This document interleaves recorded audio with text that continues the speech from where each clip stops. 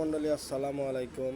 আমি মোস্তাফিজুর রহমান মেকার আবারও আপনাদের মাঝখানে একটি বিএলডিসি 48 ভোল্টের মোটরের কয়েলের কাজ নিয়ে আসছি।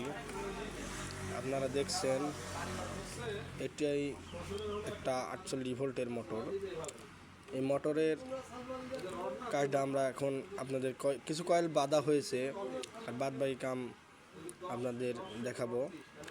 এই মোটরটি আমরা শুরু করছি এই জায়গা থেকে। এটা হলো 3 জায়গার আইসি, মানে এখানে এখানে আর এই জায়গায়, এই 3 জায়গার 3 আইসি।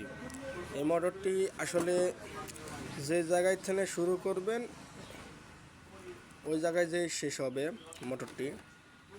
দেখুন বন্ধুরা, আমরা এখান থেকে শুরু করেছি প্রথম দুইটা কয়েল, এই দুটো,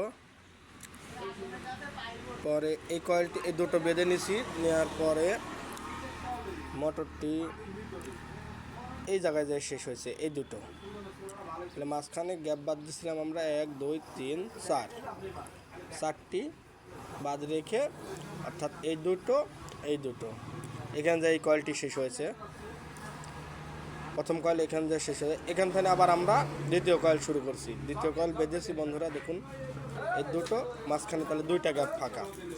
আমাদের 3 নম্বর কয়েলের উল্টা 3 নম্বর কয়েলের কাজ শেষ। এবার আমরা এখান থেকে টেনে নিয়ে এই যে জায়গায় যাব। দেখুন বন্ধুরা,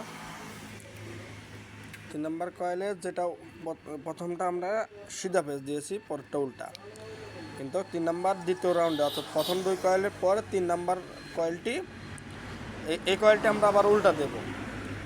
এই কয়েলটি উল্টা দেব, তারপর এটা দেব সিধি।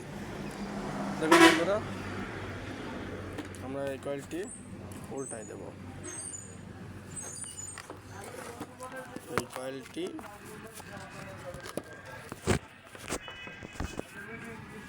কয়েলটি আমরা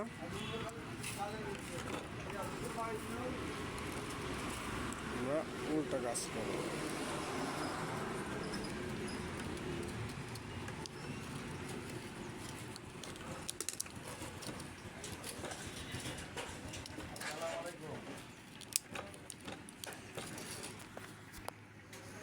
এই কয়েলটি আমরা দেখতে পাচ্ছেন যে আমার উল্টা একটা প্যাচ মেরে দিয়েছি আমি অলরেডি।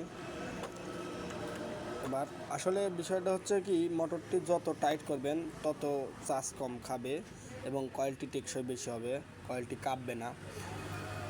আর এইসব মোটরে যত টাইট হবে তত